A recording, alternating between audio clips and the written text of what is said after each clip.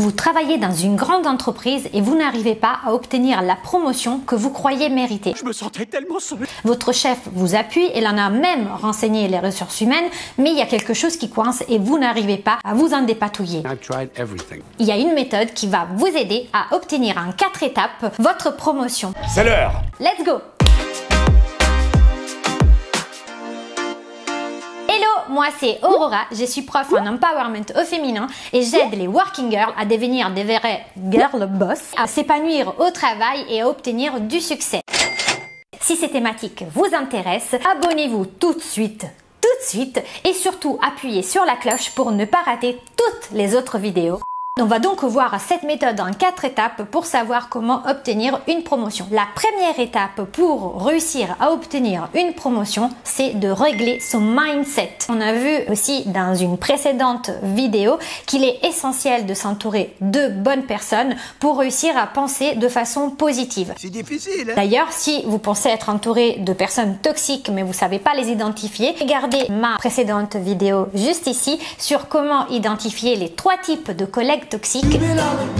Quand on règle notre mindset positif, on traîne avec des personnes positives. Le positif attire le positif, plus égale plus, je me croirais dans une vidéo de Lena Situation. Aïe aïe aïe. Mais la première personne qui doit croire qu'elle va pouvoir obtenir cette augmentation, c'est Bibiche. C'est nous quoi. Si nous on n'y croit pas, c'est pas notre chef, ni les RH, ni le patron qui va y croire. On va y arriver. Autre chose pour régler son mindset, il faut aussi être lucide car bien sûr on a tous tendance à nous surévaluer par rapport à la qualité de notre travail. Je suis numéro 5 de ma boîte, bientôt numéro 4. Donc le fait de trouver toujours des choses concrètes, tangibles qui prouvent que vraiment on mérite cette promotion, c'est important parce que ça nous permet de redescendre un peu sur terre et de faire la part de choses entre ceux qu'on croit avoir le droit et ceux à quoi on peut vraiment aspirer par rapport à la valeur ajoutée qu'on a apportée à l'entreprise. Le deuxième point de cette méthode, c'est de vous rendre visible à l'extérieur de votre service.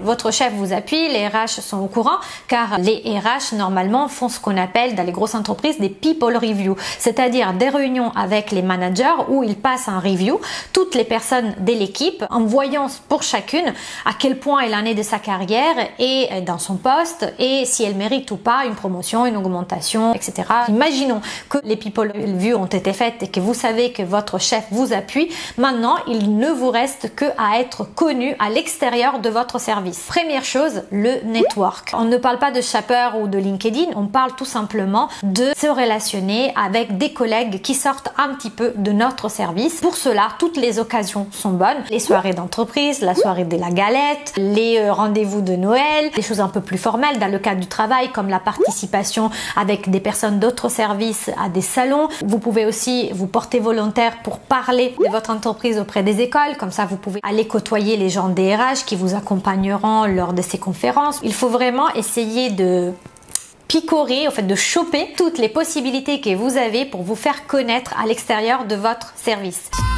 Ça m'est arrivé une fois d'aller à une soirée à Cannes pour le salon Tax Free et j'ai fait bonjour, enchantée Aurora. Vente privée, la personne en face me dit bonjour Raoul, vente privée. C'était quelqu'un de mon entreprise et on se connaissait pas parce que si vous travaillez comme moi je le faisais dans une grosse entreprise, c'est impossible de connaître tout le monde. Mais c'est hyper important de vous faire connaître et je ne vous parle pas de lécher les bottes à un autre chef de service. Même des collègues, des personnes qui sont au même niveau que vous, c'est hyper important parce que ces gens-là vont vous avoir en tête et ils vont éventuellement parler en bien sûr, on l'espère, à leur chef de service si l'occasion venait à se présenter. L'autre chose pour pouvoir justement se faire connaître à l'extérieur de son service, c'est de produire au sein de son travail de la valeur ajoutée qui va aller au-delà de son service. Je m'explique. J'ai géré par exemple dans cette entreprise une équipe de chefs de projet et je voulais former ces chefs de projet pour qu'elles n'embêtent pas à chaque fois les commerciales pour en savoir plus sur, à l'époque j'étais responsable du service lingerie, donc sur la lingerie. La lingerie est indissociable de la condition humaine. Et pour cela, j'ai fait fait venir une styliste dès l'extérieur qui allait former les filles sur les matières et les spécificités du secteur. Comme j'ai demandé une petite enveloppe, déjà j'ai dû aller à l'extérieur de mon service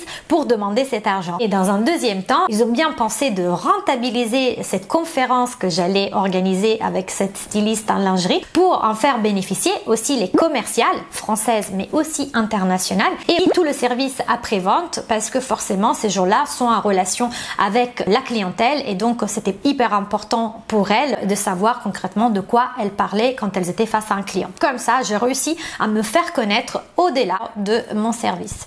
Le troisième point pour réussir à obtenir une promotion, c'est de chercher qui est le chef, le responsable du service vers lequel vous souhaiterez évoluer. Pour ma part, c'était le marketing. Donc, j'ai identifié au sein de l'entreprise qui était le directeur marketing et j'ai pris contact avec lui pour lui demander s'il voulait bien déjeuner avec moi. Vous allez me dire, ah non mais cocotte, si t'es personne, le directeur du service va pas accepter de venir avec toi au restaurant ou de perdre tout simplement son temps. Oui et non. Déjà, vous ne risquez rien à demander, c'est-à-dire qu'à la limite, si c'est une question de temps, il va vous dire qu'il en a pas et voilà, vous aurez rien perdu. Mais par contre, si vous avez bien respecté les étapes d'avance, c'est-à-dire avoir un super mindset et surtout vous faire connaître à l'extérieur du service, il va se passer ce qui s'est passé pour moi, c'est-à-dire que le Raoul dont je vous parlais tout à l'heure dans ma vidéo, Enchanté Raoul, avait parlé, donc c'était quelqu'un du marketing qui était au même niveau que moi, qui avait parlé de moi auprès de ses collègues du marketing et donc aussi de son directeur. Vous voyez, les choses ne se font pas au hasard, il faut vraiment creuser toutes les pistes. Quand moi j'ai appelé le directeur marketing,